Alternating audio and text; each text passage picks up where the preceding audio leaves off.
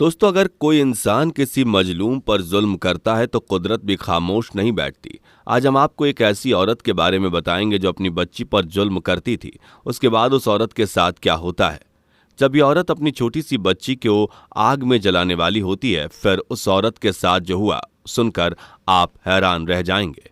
दोस्तों, किसी जमाने में एक शादीशुदा जोड़ा बेहद अच्छी और बेहतरीन जिंदगी गुजार रहा था। बीवी बेहद इबादत गुजार थी। अल्लाह ने दौलत के साथ साथ औलाद की नेमत से भी नवाजा था और उनके यहाँ 5 बच्चे हुए। लेकिन इन 5 बच्चों में से 3 का अचानक इंतकाल हो गया। लेकिन दोस्तों, औरत ने अल्लाह की नाशुक्री ना की और सब्र किया। अल्लाह का शुक्र करते रहे। नेक लोगों की जिंदगी में एक के बाद एक इम्तिहानात आते ही चले आते हैं। शौहर जो औलाद की नेमत छिन जाने से उदास था, उसका दिल अपनी बीवी की तरफ से भी हट गया और वो ज्यादातर वक्त घर के बाहर गुजारने लगा। दरअसल वो किसी दूसरी औरत में दिलचस्पी लेने लगा था और वो दूसरी औरत पहली बीवी को तलाक देने और निकाह का मुतालबा करने लगी। चुनाचे ऐसा हुआ कि मर्द ने अपनी पहली बीवी को तलाक दे दी और दूसरी औरत से निकाह कर लिया और साथ ये शर्त भी रखी कि वह अपने बच्चे किसी सूरत में उस औरत के हवाले नहीं करेगा, और ऐसा ही किया गया। प्यारे दोस्तों, नई दुल्हन घर आई, लेकिन वह एक रिवायती सौतेली माँ थी। जो औरत पहले की एक माँ से उसके बच्चे को अलग कर दे और माँ की ममता से उसके बच्चे छीन ले, वह किस तरह से खुद एक अच्छी माँ बन सकती है। इस औरत ने इन बच्चों पर बेहद जुल्म किया।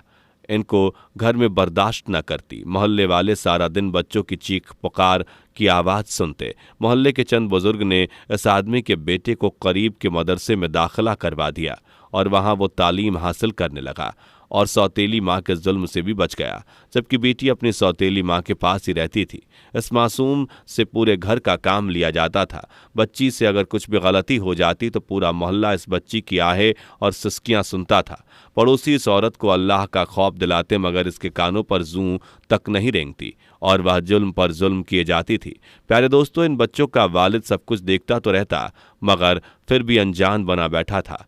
और जाहिर सी बात है कि जो पहली बीवी से बेहद मोहब्बत करता था, अपने बच्चे पर जान निछावर करता था, लेकिन अब उसकी आंख के सामने उसकी बेटी सिसक रही होती थी, दर्द से बिलबिला रही होती थी, मगर वो खामोश तमाशा ही बना रहता था। प्यारे दोस्तों, बच्चों की हालात यह थी कि कोई देखता तो यह कहता कि शायद कोई अपने जानवर के साथ भी यह जुल्म न करता होगा, जिस तरह यह सौतेली माँ इन बच्चों को अपने घर पर रखती है। वह बच्चे कितना कुछ बर्दाश्त करते। आखिर एक रात इस बच्ची के दिल से आह निकली। इसने कहा, अल्लाह, मैं किसी को बद्दुआ नहीं देती, क्योंकि मेरी माँ ने मुझे यह नहीं सिखाया। मेरे ऊपर होने वाले जुल्म तो तू ख़त्म कर दे और मुझे इन जालिमों से निजात दिला दे। ए मालिक, मुझ पर रहम फरमा। न जाने मेरी माँ कहाँ है और किस हालत में है। यह कहते हुए वह बच्ची सो गई। उसी रात उनके घर के अंदर एक बड़ा सांप दाखिल हुआ। वो सांप पास के कब्रिस्तान से आया हुआ था और रेंगता हुआ इस जालिम औरत के बेटे के पास आया और उसको डस लिया। वह चीख भी ना सका, उसको मोहलत तक ना मिली और मौके पर उसकी मौत हो गई। सुबह जब इस औरत को पता चला कि उसके बेटे के मुंह से झाग निकल रहा है, तो वह चीखने चिल्लाने लगी। औलाद की नेमत उससे छीन ली गई थी। उसका अपना बेटा मर चुका था। बेटे की अचानक मौत का सदमा वह औरत बर्दाश्त न कर सकी और वह पागल हो गई और दौड़ती हुई इस बच्ची के पास आती है जिस पर वह बेहद जुल्म किया करती थी। उसके कदमों को पकड़कर रोने लगी और कहने लगी, मुझे माफ़ कर दो, मैंने तुम पर बहुत ज़्यादा जुल्म किया है। मैंने तुम्हें तुम्हारी माँ से जुदा कर दिया, तेरे बाप को अपने हुस्न का गुलाम बना लिया, तुझ पर बेहद जुल्म सितम किया।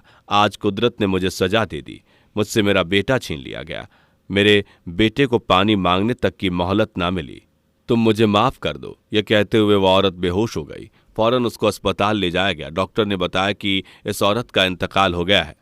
दोबारा वो कभी होश में ना आई। इस औरत को उसके बेटे के साथ ही कब्रिस्तान ले जाया गया, लेकिन जब कब्र खोदी गई तो देखा गया कि उस कब्र के अंदर भी एक सांप मौजूद है। इस कब्र को बंद कर दिया गया और फिर एक और कब्र खोदी गई, वहां भी सांप मौजूद था।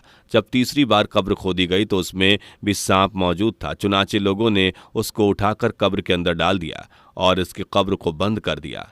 दोस्तों, इस वीडियो में इतना ही। अल्लाह हाफ़िज़।